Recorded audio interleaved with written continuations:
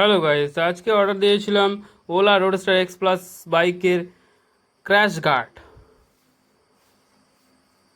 তো finally online থেকে purchase করেছিলাম ওলার ওয়েবসাইট থেকে।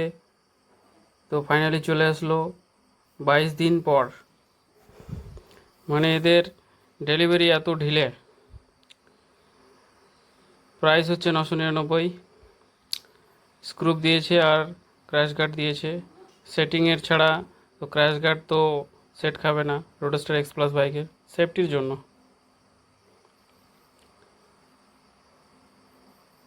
22 দিন টাইম লেগেছে। অর্ডার করেছিলাম 7 মে 2026। প্রাইস দেখো কত দিয়েছে, এমআরপি 1818, কিন্তু আমার কাছ থেকে নিয়েছে 999। ওলা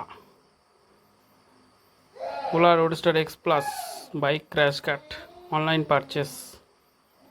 কেউ যদি নিতে চাও তো অনলাইন থেকে অর্ডার করতে পারো।